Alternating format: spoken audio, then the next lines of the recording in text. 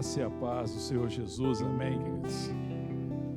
Chamar para ver a palavra de Deus, carta de Paulo aos Romanos, capítulo 6.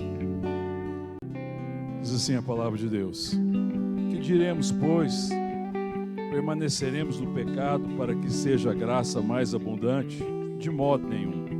Como viveremos ainda no pecado, nós, o que para ele morremos? Ou porventura ignorais que todos nós que fomos batizados em Cristo Jesus, fomos batizados na sua morte? Fomos, pois, sepultados com ele na morte pelo batismo, para que, como Cristo foi ressuscitado dentre os mortos pela glória do Pai, assim também andemos nós em novidade de vida. Porque se fomos unidos com ele na semelhança da sua morte, certamente o seremos também na semelhança da sua ressurreição, sabendo isso, que foi crucificado com ele o nosso velho homem, para que o corpo do pecado seja destruído, e não sirvamos o pecado como escravo, porquanto quem morreu está justificado do pecado. Ora, se já morremos com Cristo, cremos que também com ele viveremos, sabedores de que, havendo Cristo ressuscitado dentre os mortos, já não morre, a morte já não tem domínio sobre ele. Pois quanto a ter morrido de uma vez para sempre, morreu para o pecado, mas quanto a viver, vive para Deus. Assim também vós considerai-vos mortos para o pecado, mas vivos para Deus em Cristo Jesus. Não reine, portanto, o pecado em vosso corpo mortal, de maneira que obedeçais às suas paixões, nem ofereçais cada um os membros do seu corpo ao pecado como instrumento de iniquidade, mas oferecei-vos a Deus como ressurreto dentre os mortos, e os vossos membros a Deus como instrumento de justiça. Porque o pecado não terá domínio sobre vós, pois não estáis debaixo da lei, e sim da graça. Amém. Vamos orar. Obrigado, Senhor, por tua graça, por tua bênção, por esse tempo, por ter nos atraído a tua presença nesse tempo de culto, de adoração ao teu nome, Senhor. Te agradecendo por tudo que o Senhor já fez, que o Senhor já ministrou. E pedimos agora que o Senhor ministre a tua palavra, Deus, em nome de Jesus. Deus, vem ministrar o nosso coração, que nosso coração seja instruído pelo Espírito do Senhor, pela palavra do Senhor, para que, de fato, sejamos um povo que anda em novidade de vida, para a tua glória, para o teu louvor e para a alegria nossa. Em nome de Jesus, amém. John Newton, pregador, né, que nós conhecemos muito e que escreveu aquele hino, cântico, né, Amazing Grace, maravilhosa graça, ele falava, né, ele sempre dizia que existem dois pilares do cristianismo. E um dos pilares é aquilo que é a obra de Cristo por nós. O outro pilar é a obra em nós por meio do Espírito Santo. O cristianismo está entre essas duas colunas. A obra de Cristo por nós, na salvação, na redenção, quando Ele nos salva e nos redime, aquele que Ele fez por nós na cruz, mas também é um dos pilares fundamentais do cristianismo, que sustenta o cristianismo, a obra do Espírito Santo em nós e, consequentemente, através de nós. E aqui nesse texto aqui, que Paulo vem falando, né, que ele vem trabalhando desde antes aqui a questão da salvação, da redenção, e ele vai expondo toda a questão de como é que Deus opera a salvação, a redenção, de como que todos estavam mortos nos seus pecados, que todos estavam perdidos, que os ímpios estão perdidos, os gentios estão perdidos, os judeus estavam perdidos, que não há um justo sequer, né, que todos precisavam ser alcançados pelo Evangelho. E depois ele expôs de como é que Deus está salvando através de Cristo, né, a salvação pela graça, né, mediante a fé. Aqui no capítulo 6, ele vai falar da liberdade, né, de que nós estamos livres do pecado. Ele vai expor isso aqui, né, e vai lembrar que existem alguns fatos e alguns fundamentos sobre os quais nós precisamos firmar a nossa caminhada. E quando eu leio esse texto aqui, do verso 1 até o verso 14, tem pelo menos 4 fundamentos, ou 4 âncoras, que eu poderia assim dizer, nos quais eu preciso colocar minha esperança. Amém, querido? que está descrita aqui nesse texto. A primeira coisa que eu queria chamar a atenção é que Jesus morreu. Então, o texto vai dizer que Jesus morreu. Isso é um fato que fundamenta a fé cristã, e ele morreu por amor de nós. Ele se entregou, ele se encarna, vem como filho de Deus, vive. Nós compartilhamos domingo passado, Jesus de fato veio como homem. Quando nós compartilhamos sobre Isaías 53, homem de dores que sabe o que é padecer. Ele veio de fato como homem, viveu como homem, encarnou, era puro, era perfeito, não pecou, mas ele levou sobre si o salário da morte. Olha o que diz o verso 23 do capítulo 6 ainda. Olha aí, capítulo 6 de Romanos, verso 26, diz assim: porque o salário do pecado é a morte. Ele levou sobre si o salário da morte, não tendo culpa, ele leva sobre si as nossas culpas. E a segunda parte do verso 23 diz assim: mas o dom gratuito de Deus é a vida eterna em Cristo Jesus, nosso Senhor. Ele leva sobre si o salário do pecado, a morte, ele levou sobre si, e ele morre de forma substitutiva, ele morre no nosso lugar, e ele permanece obediente, e obediente até a morte, e ele constrói de volta a ponte da comunhão, aquilo que tinha sido perdido, a distância que se estabeleceu entre nós e o Pai, agora é reconstruído através de Jesus, porque ele reconstrói a ponte da comunhão. Agora nós temos comunhão em Deus, porque ele levou sobre si o nosso pecado, a ira de Deus recaiu sobre ele, o castigo que recaiu sobre ele, nós somos sarados, nós somos curados, nós somos perdoados. Amém, queridos? Então, o primeiro fundamento que ele vai trabalhar nesse texto aqui é que Jesus morreu. O segundo fundamento é que Jesus ressuscitou. A morte não pôde deter Jesus. Amém, querido? Ele começa dizendo assim, olha, verso 4. Pois sabemos, fomos, pois, sepultados com ele na morte pelo batismo, para que, como Cristo foi ressuscitado dentre os mortos, pela glória do Pai, assim também andemos nós em novidade de vida. Então, quando ele vai trabalhar esse fundamento da graça, ele vai lembrar, então, primeiro fundamento, a morte, o sacrifício, a morte substituta. Segunda coisa, a ressurreição. Jesus ressuscitou. A morte não pôde detê-lo. Jesus venceu a morte. E é ele que vence a morte que o pecado produziu em nós. E ele pode vencer a morte. É ele que pode libertar qualquer pessoa. Há esperança em Cristo Jesus das pessoas serem libertas, porque ele venceu a morte. Amém, queridos? E aí deve estar fundamentada a minha esperança.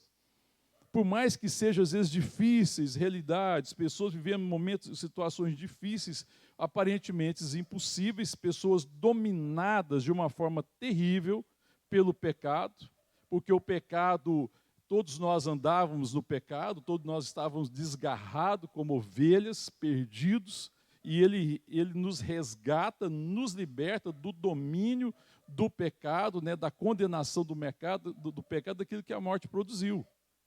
E aí nós também devemos continuar com essa esperança firmada que Deus pode transformar qualquer ser humano, amém, irmão? Quando a gente olha hoje, lembrando o que aconteceu, né, de ontem para hoje, lá na região de Israel, da Palestina, da faixa de Gaza, por terrível que seja, por mais cruel que seja as atitudes, a esperança é Jesus Cristo, amém, querido? São pessoas dominadas pelo pecado. São pessoas que estão dominadas pela morte. E a morte produz isso. O pecado é muito grave. O pecado é muito danoso. Deus nunca fez concessão para o pecado, porque o pecado destrói o ser humano. E destrói de tal forma que o ser humano se acha no direito de destruir outro, porque tem conceitos diferentes, porque existe divergência de pensamento, existe divergência política, existe divergência religiosa, e por causa disso as pessoas chegam a esse extremo, né? Divergência do ponto de vista da forma de ver o mundo, ou coisa do tipo. E as pessoas chegam a esse nível de destruição, de maldade, resultado do pecado. Mas ele venceu a morte, amém, querido? Ele é o libertador.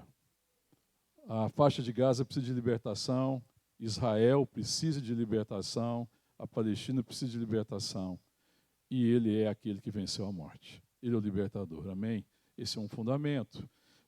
Outro fundamento que está muito claro aqui, eu quero depois trabalhar alguns textos, alguns poucos versículos, mas só para falar os fundamentos do todo o texto, é que ele está vivo, amém? O verso 10 fala assim: pois quanto a ter morrido de uma vez para sempre, morreu para o pecado, mas quanto a viver, vive para Deus. Amém? Então, Jesus morreu pelos nossos pecados, morreu no nosso lugar. Ele ressuscitou, ele venceu a morte, ele é o libertador. Amém? Terceira coisa, ele está vivo. E ele vive e está à direita do Pai, está junto do Pai, e Jesus Cristo é o nosso intercessor. Amém, irmão? O maior intercessor que eu e você temos é Cristo diante do Pai. Ele intercede por nós. Amém? Ele vive. E porque ele vive, nós podemos viver. Essa é a nossa esperança. Então, por que a gente vive? Por que a gente tem esperança de viver? Por que a gente tem alegria de viver, mesmo em momentos extremamente difíceis e desafiadores? Porque ele vive. E a nossa vida está nele. A nossa esperança em relação à vida não está em circunstâncias favoráveis ou não. Circunstâncias fáceis ou não, difíceis ou não. A nossa esperança em relação à vida é Cristo. Ele vive e nós estamos nele. Amém? E também o texto vai afirmar que ele vive para sempre. Então, Jesus não veio e ressuscitou, viveu por 40 dias, como ele, depois da ressurreição, ele permaneceu em torno de mais ou menos 40 dias junto com os discípulos. Amém, irmãos? Não é isso que diz o texto? E diz que esses 40 dias que ele permanece ali, ele está ensinando as coisas concernentes ao quê? Ao reino de Deus. Para que o povo aprendesse a viver na perspectiva do reino. Porque nós vivemos debaixo da dominação de qual rei? Quem reinava sobre você antes de Cristo? O pecado, escravo do pecado, escravizado pela vontade caída da carne. O pecado reinava sobre nós como um trono, ele dominava.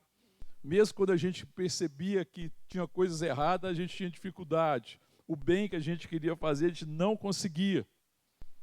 E o mal que a gente queria fazer, a gente também não conseguia. Escravizado pelo pecado, dominado pelo pecado. Mas agora o pecado já não domina sobre nós, amém, querido? Porque ele venceu o pecado.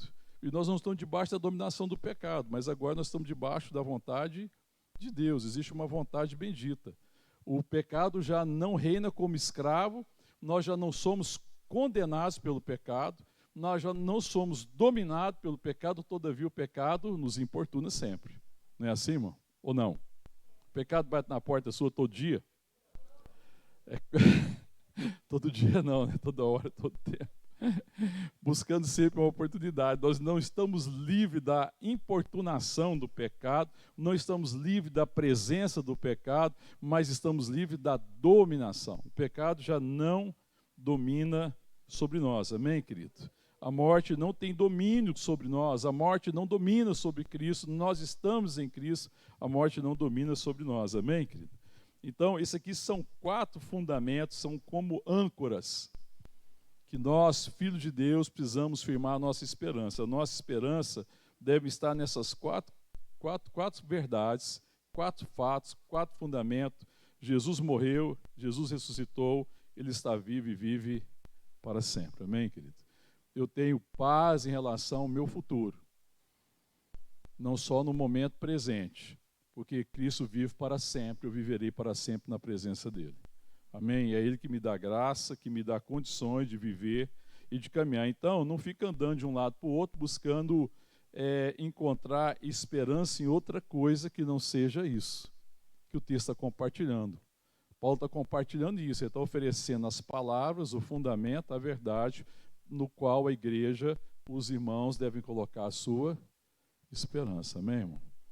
Então a gente não desiste, a gente não perde a esperança, apesar de um mundo caído, de um mundo difícil, de um mundo cruel, de um tempo de trevas, de escuridão, de uma decadência moral, de uma decadência dos valores, porque a nossa esperança jamais esteve no mundo. A nossa esperança está em Cristo Jesus, amém, irmão? E nós estamos firmados nele. Sabe, aí eu fico pensando, irmão, quando a gente, uma vez pensando que existe esse fundamento sobre o qual eu posso me firmar e colocar minhas esperanças, eu fico pensando na nossa participação nessa obra, né? Eu vou agora, quero trabalhar um pouco mais essa participação nossa no que Cristo está fazendo, né, e está realizando. Primeiro, verso 5. Porque se fomos unidos com Ele na semelhança da sua morte, certamente o seremos na semelhança da sua ressurreição. Então, claro que Paulo está nos lembrando que no batismo, na conversão, nós somos unidos na semelhança da sua morte, porque ele morreu para o pecado, também nós morremos para o pecado. Mas como Cristo ressuscitou, nós ressuscitamos para andar em novidade de vida. Então Cristo, ele não é aquele que simplesmente pagou os meus pecados, me tirou debaixo da condenação do pecado, mas me deixou sob o domínio do pecado. Porque eu tenho sensação que boa parte da igreja evangélica brasileira consegue entender a salvação na perspectiva de que ele me livrou da condenação, mas não consegue ter confiança e dependência em Cristo, na certeza que o pecado já não domina sobre nós. Já não existe domínio do pecado, porque eu já morri para o pecado, porque eu ressuscitei com ele. Olha o verso 6, sabendo isto, vocês precisam saber isso, que foi crucificado com ele quem? Quem foi crucificado com Cristo, irmão? Na sua morte, o nosso velho homem. E que, para que o corpo do pecado, ou seja, para que o poder do pecado, o nosso velho homem, é aquilo que nós éramos antes de Cristo. Amém, querido? O velho homem é a velha natureza caída ainda, que não foi regenerada, que não nasceu de novo. Amém? Então, quando ele fala assim, sabendo isso, que foi crucificado com ele o velho homem, para que o corpo do pecado, ou seja, o poder do pecado, seja destruído e não sirvamos o pecado como escravo. Amém, irmão? Amém, querido?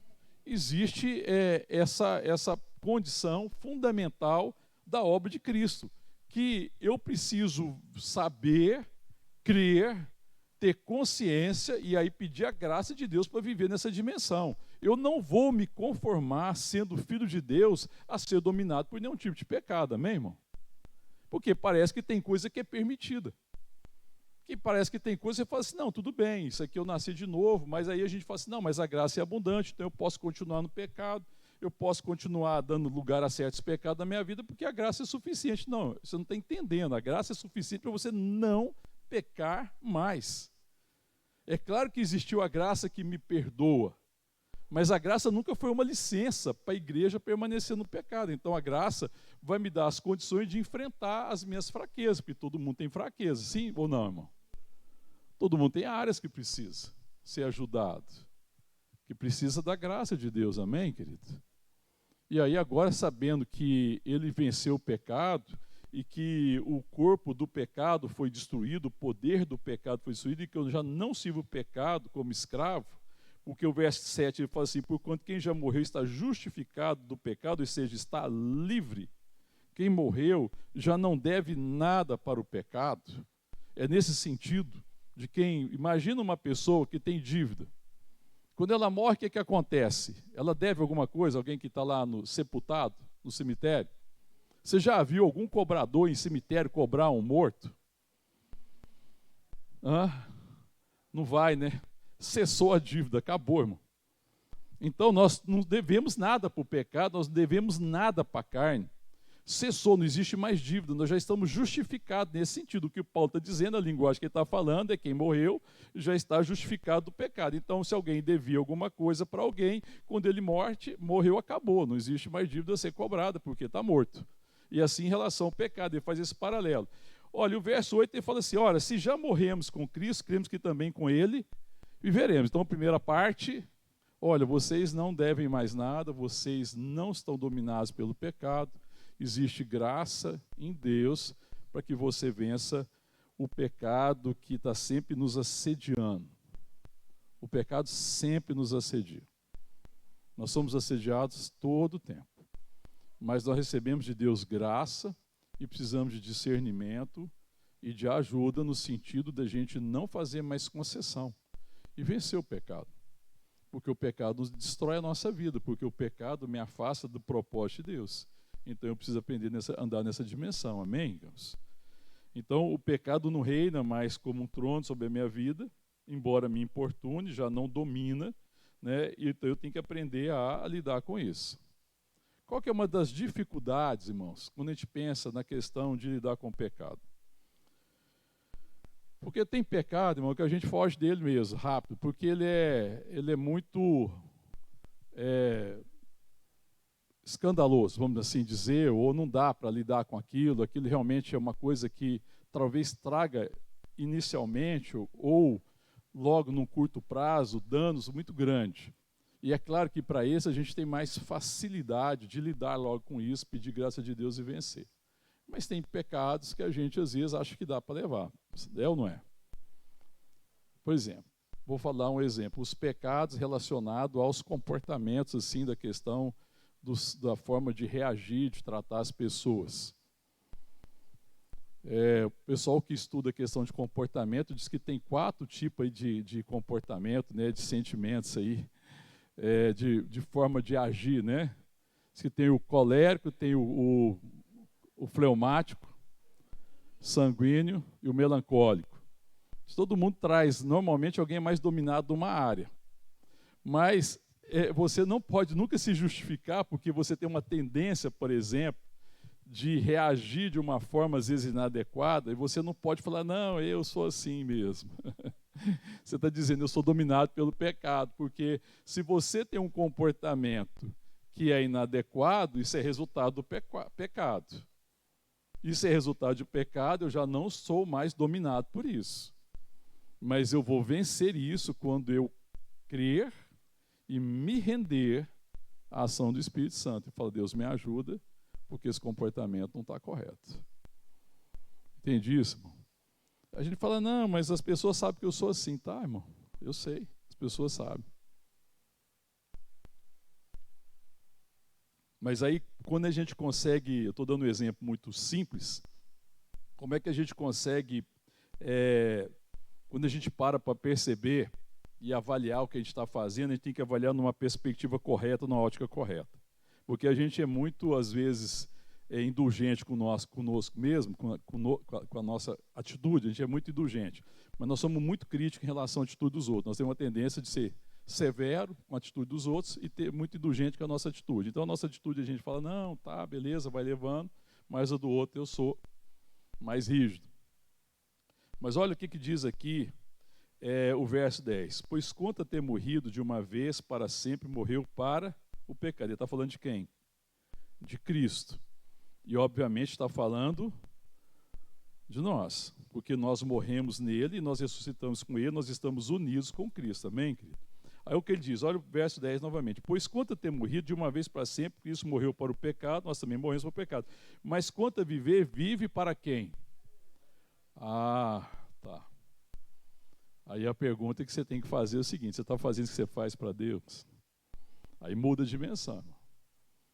Aí muda a dimensão quando eu olho para aquilo que eu faço e eu consigo perceber se eu faço para Deus ou se eu estou dando lugar à minha vontade e aos meus sentimentos. Então, verso 10. Quanto a ter morrido, de uma vez para sempre morreu para o pecado, mas quanto a viver, vive para Deus. E o verso 11. Assim também vós, para que fique claro, e Paulo afirma ainda mais uma vez, considerai-vos mortos para o que, irmão?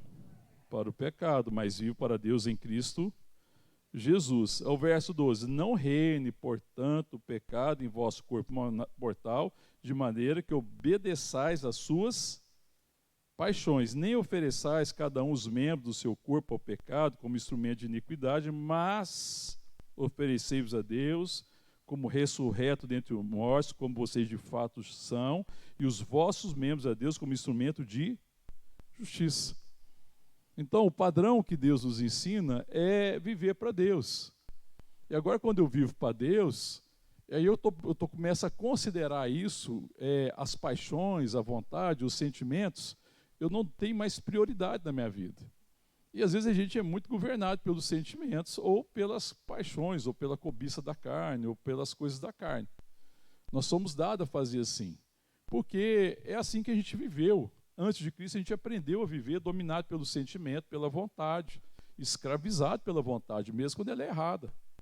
Escravizado por certas paixões, mesmo quando a gente sabe que ela é errada. E agora no reino eu tenho que aprender a viver na dimensão do Espírito, porque eu não sei viver na dimensão do Espírito. Então eu peço a graça a Deus para viver nessa dimensão, para que eu viva para Ele. Eu quero viver para que Cristo seja conhecido. E tem coisas que, se eu der lugar a isso, na verdade, eu estou me distanciando da imagem e da semelhança de Cristo. Para Cristo ser conhecido, então, as minhas atitudes, as minhas ações precisam refletir o caráter e as virtudes do Filho de Deus. E existe poder para isso. Então, esse é um dos pilares do cristianismo. O primeiro pilar é a obra que Cristo fez por nós. Mas outro pilar tão importante e tão fundamental é a obra de Cristo em nós e através de nós. E essa obra é uma obra do Espírito. É no poder do Espírito. É reconhecendo que na carne não habita bem algum. Amém, querido? Na carne não habita bem algum. E que eu preciso agora me render a Deus para andar segundo a sua vontade, não para que eu não dê lugar ao pecado, para que eu não me renda ao pecado, mas para que eu busque em Deus a graça e a sabedoria para vencer o pecado. Amém, querido? Viver para Deus é Cristo vivendo em nós. Olha o que diz lá em Gálatas, vai um pouquinho na frente aí.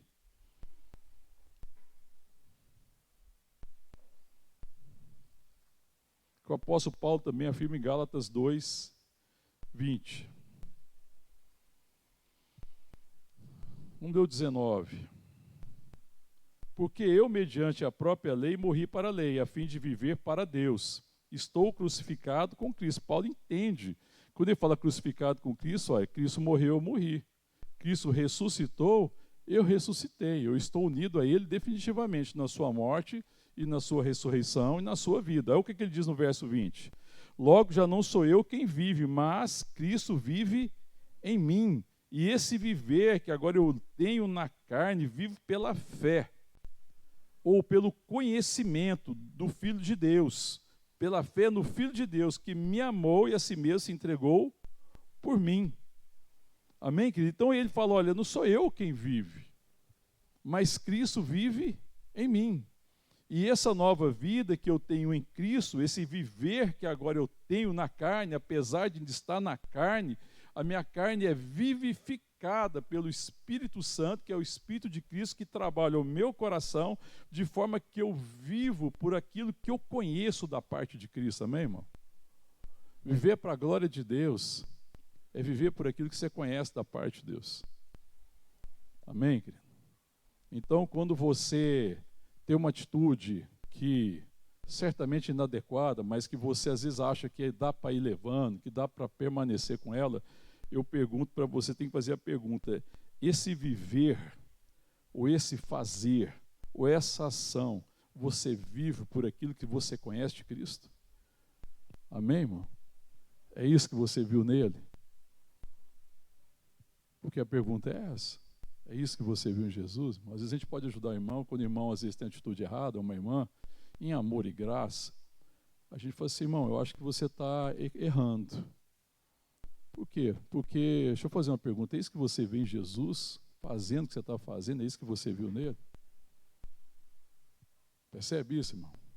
Porque a gente acha que, às vezes, a graça é a licença para me viver de qualquer jeito. Não. Já que existe abundante graça, vamos pecar à vontade. Não, a graça abundante, ela foi abundante na perspectiva de Deus não levar em consideração nossos pecados e condenar no seu Filho Jesus Cristo. Isso é a abundância da graça. E ela é abundante ao ponto também de agora me trazer de volta ao sentido da minha vida. Para que não viva eu, mas Cristo viva em mim. Ou seja, que eu viva por aquilo que eu conheço de Cristo. Então, quando Paulo fala, olha, é Cristo que vive em mim, e esse viver que agora eu tenho na carne, eu vivo pelo aquilo que eu conheço. E aí, talvez a gente pudesse ajudar os irmãos, ou uns aos outros, falar assim, irmão, eu acho que você não conhece bem Jesus, deixa eu te contar um pouquinho a respeito de Jesus. Deixa eu falar para você a respeito de Jesus, no que diz respeito a esse assunto, ou essa situação, ou essa circunstância. O que você conhece de Jesus? Sabe, porque não é acusar as pessoas, que a gente às vezes acha que a gente lida com o pecado acusando os outros, julgando os outros, a gente não vai conseguir fazer isso. Porque já não há condenação para aqueles que estão em Cristo Jesus, nesse sentido. Mas é ajudando a pessoa a saber quem ela é. Falou, olha, é isso que você tem visto? Será que você não está perdendo a perspectiva ou conhecimento daquilo que Cristo é e daquilo que você é nele, para que eu me arrependa e não me renda mais a sentimentos e ações ou conceitos e entendimentos caídos, mas agora eu vivo pela revelação que eu tenho do Filho de Deus, Jesus Cristo, o meu Salvador e o meu Redentor. Amém, irmão? Se a gente fizer essa pergunta sempre, e a gente andar nessa dimensão, a gente consegue ir vencendo isso. Quando Cristo vive para Deus, quando a palavra aqui diz que ele vive para Deus, não é? Não é o que diz aqui, irmão? Verso 10. Pois quanto a ter morrido de uma vez para sempre, morreu para o pecado, mas quanto a viver, vive para Deus. Como é que eu vivo para Deus, irmão? Só existe uma forma de viver para Deus, em constante comunhão com Ele. Você nunca vai viver para Deus se você não viver em constante comunhão. Qual que é a nossa dificuldade? Porque às vezes a nossa comunhão com Deus é rasa. É por isso que a gente acaba vivendo segundo aquilo que a gente entende, porque nós estamos muitas vezes diante do espelho contemplando só nós mesmos. Mas quando eu estou diante de Cristo, e que eu contemplo a sua glória, quem Ele é e a sua vontade, eu vou contemplando quem eu sou nele. Você só sabe quem você é se você contemplar Cristo. Diante do espelho você contempla o homem natural. E às vezes a gente passa o dia todo diante de um espelho, contemplando o rosto natural. Falando, não, eu sou o Mário Júnior, eu vou agir desse jeito mesmo, eu sou assim. Aí eu olho, tá vendo? A minha cara, eu sou desse jeito, é assim que eu faço. Meu comportamento, olha, minha personalidade, é o meu jeito, eu sou assim, né? E vou caminhando dessa forma. Mas quando eu entendo que viver para Deus importa antes viver em comunhão com Ele, e que eu contemplo a sua vontade, que eu conheço Cristo pela palavra, pela verdade, pela oração, então eu começo a conhecer quem eu sou e passo a viver para Ele. Porque agora eu vivo para a sua glória, eu vivo para que Ele seja conhecido. Amém, irmãos? O verso 14 oferece toda a graça que a gente precisa, porque, olha, o pecado não terá domínio sobre vós. Amém, irmãos? Por que você está dominado pelo pecado, irmão? Minha irmã, por que você está dominado pelo pecado? O pecado não tem domínio, você não sabe que já foi liberto. Você não sabe que você não é escravo do pecado. Por que você ainda vai continuar dando lugar ao pecado? Por que você vai continuar dando licença para o pecado? Porque o pecado na vida do crente ele só tem lugar se eu der licença, amém, irmão? Sim ou não, irmão? Porque se ele não domina, se não está sob um trono sobre a minha vida, então o pecado só tem lugar na minha vida se eu der licença. Porque se eu não der licença, eu não tenho. Então eu não dou licença. Eu falo, não vou dar licença não, pode parar. Não é por aqui não. Porque não tem sentido viver dessa forma. Não é porque ele fala no verso 14, porque o pecado não terá domínio sobre vós, pois não estáis debaixo da lei, sim da graça. Porque se você estivesse debaixo do pecado, você estava debaixo da dominação do pecado, escravizado pelo pecado. As suas atitudes é apenas a manifestação de que você está dominado pelo pecado. Não tem jeito para você estar sem esperança no mundo perdido. Mas nós somos achados por Cristo, Ele nos resgatou da maldição da lei, porque a lei era nociva sobre nós, porque ela me condena, eu estou debaixo do pecado, a minha vontade é caída, eu vivo para mim, eu sou escravo da minha vontade, escravo do eu, fui alcançado pela graça, redimido pelo Cordeiro, Ele morre por mim, morre no meu lugar, Ele ressuscita para a minha justificação. Amém? Ele vive e vive para Deus, eu estou nele, agora eu vivo nele, eu vivo para a sua glória e vivo eternamente para Ele. Amém, irmão? Então agora existe esperança. Ele vai tratando com o nosso coração. Existe graça. E aí a gente vive para que Ele seja conhecido. E tem uma coisa também que se opõe a isso, que é o mundo. Quais são os inimigos do crente? Quais são os inimigos do justo? Fala aí para mim, pode falar. Um dos inimigos dos homens, das mulheres, filhos de Deus. Claramente.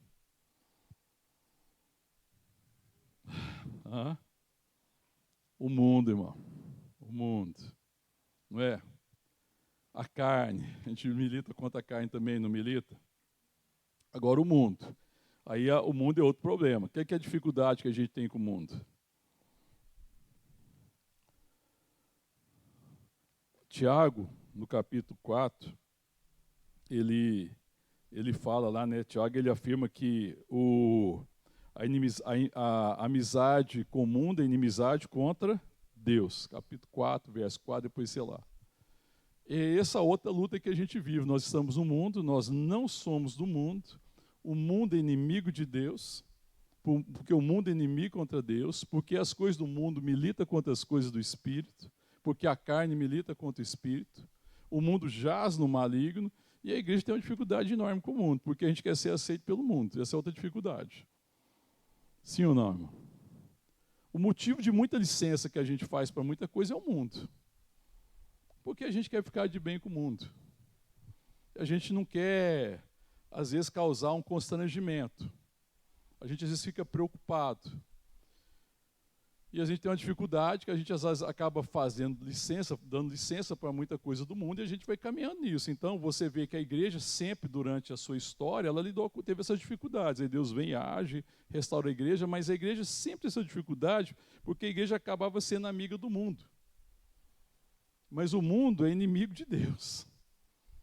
E a igreja perde o seu entendimento que nós somos a riqueza do mundo à medida que nós somos sal da terra. E se nós fôssemos igual ao mundo, a natureza do mundo, o mundo amaria o que era seu, mas nós não somos do mundo, por isso que o mundo nos odeia. Amém, irmão? É o que está escrito no Evangelho. O Evangelho fala que o mundo nos odeia. Mas nós estamos no mundo não porque amamos o mundo ou porque queremos ser amados do mundo, porque a igreja é a esperança do mundo, porque nós trazemos a mensagem da esperança, nós somos embaixadores em nome de Cristo. E para que a mensagem que eu traga tenha autoridade, ela precisa ter autoridade da relação, de quem eu represento, embaixador em nome de Cristo. Eu não sou embaixador de ninguém que eu não conheço. Então, como é que eu sou embaixador em nome de Cristo? Quando eu ministro, através da minha vida, aquilo que eu conheço, da relação que eu tenho com Ele. Relação próxima com Deus, comunhão constante, testemunho, autoridade, graça, sal da terra, luz do mundo. Se eu não tenho essa relação constante, essa comunhão constante, eu não tenho autoridade. Sem autoridade não existe testemunho. Sem testemunho não existe luz, e nós não somos sal da terra, e nós estamos no mundo, e às vezes o mundo se perdendo, porque a igreja deixou de ser o sal que preserva o mundo das suas iniquidades. Entende isso, irmão? A gravidade, às vezes, a gente não percebe, porque a gente quer ficar de bem com o mundo, nós queremos ser crente legal. Não existe essa história de crente legal, viu, irmão? Porque agora até a igreja tem que pintar nas cores do mundo, tem que ser na cor do mundo, o ambiente tem que ser o que agrada o mundo, a música tem que ser, o comportamento tem que ser, a festa dos crentes tem que ser festa que agrada o mundo, a coisa está ficando complicada. Porque a gente quer ser amigo do mundo. E a gente acha que atrai as pessoas. Não, irmão. É nisso que o mundo está perdido, o que atrai as pessoas é Cristo. A palavra de Deus diz que quando ele fosse levantado, ele atrairia para si os perdidos. E a igreja só atrai as pessoas para Cristo se ela for uma imagem de Cristo, se ela for a semelhança de Cristo, se ela é uma igreja que, tendo sido escrava do pecado, já não sendo escrava, agora ela vive para Deus e faz a vontade de Deus e manifesta no mundo aquilo que Cristo é. Amém, queridos? Ela não condena o mundo e julga o mundo, mas ela, na verdade, confronta o mundo pelas suas atitudes, pela forma como que ela ama, pelo valor que ela entrega para a família, pelo valor que ela entrega pelas relações, pela consideração que ela tem, pela forma como nós lidamos com a questão da carne, com as coisas da carne. E o problema é que o mundo não gosta da igreja é porque a igreja estraga a festa do mundo, irmão.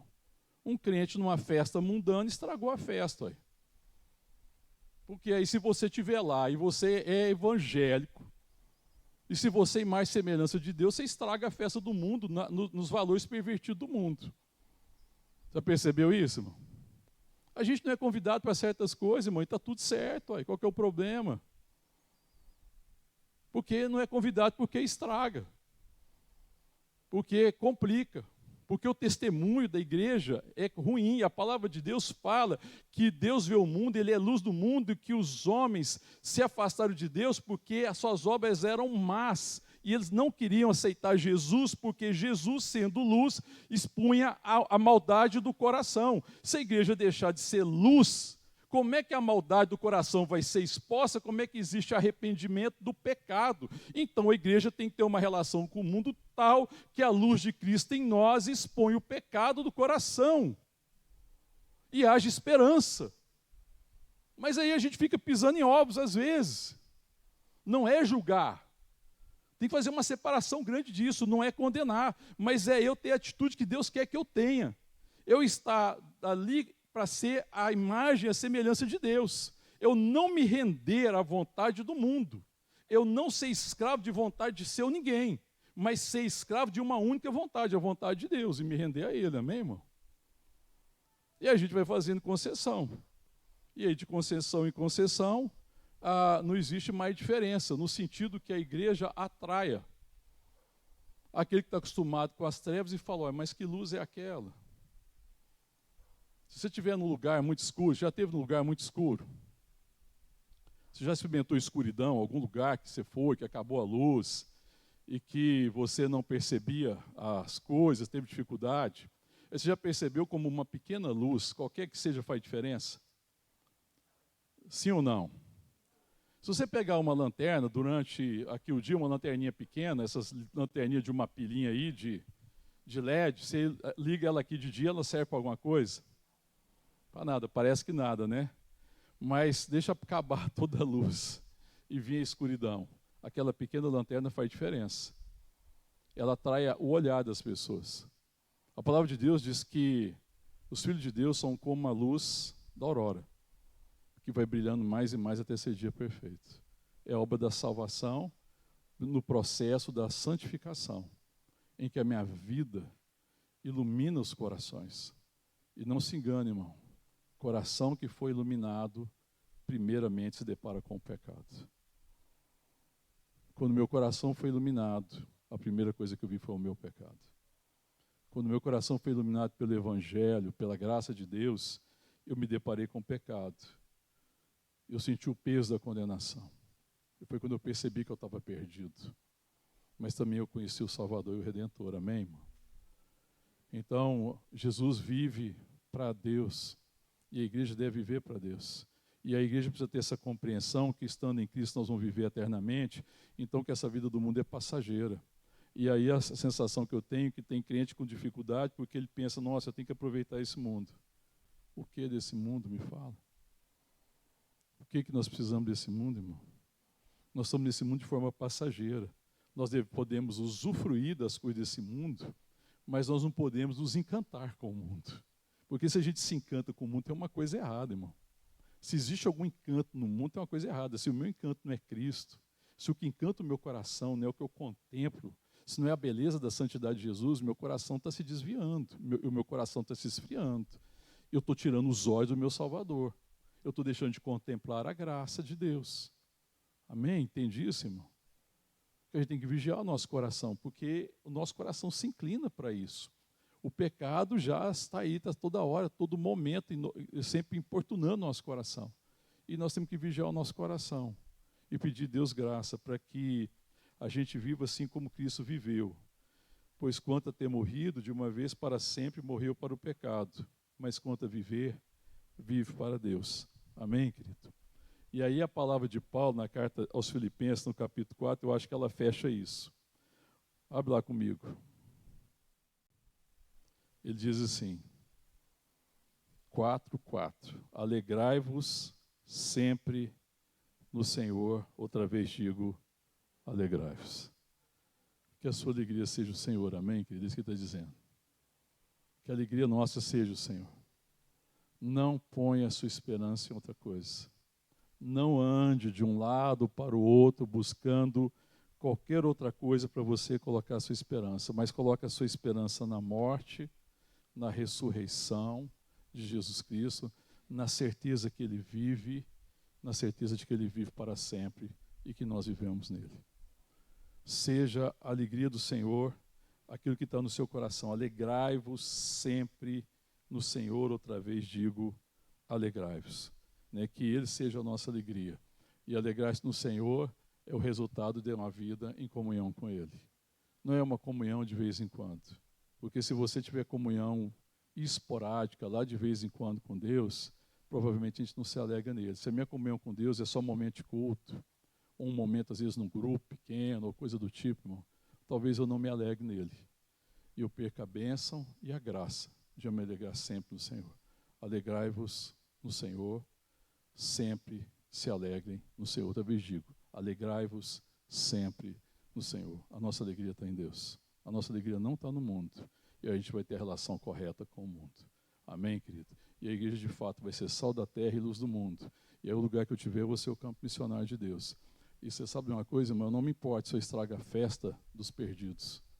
Porque eu não quero ser para os perdidos alguém que passou e que não fez diferença. Eu quero ser sal da terra, eu quero ser luz do mundo. Eu prefiro estragar a festa, mas representar o meu Senhor. Eu prefiro estragar a festa, mas ser a manifestação da graça de Deus. Amém, querido? Então não se importe com essa perspectiva e não se deixe moldar pelas coisas deste mundo. Estrague de fato a festa do mundo, porque a festa do mundo é a festa da perdição. Amém, querido? Eles dançam a dança da condenação. Mas a igreja que conhece o Evangelho, ela deve se alegrar no Senhor.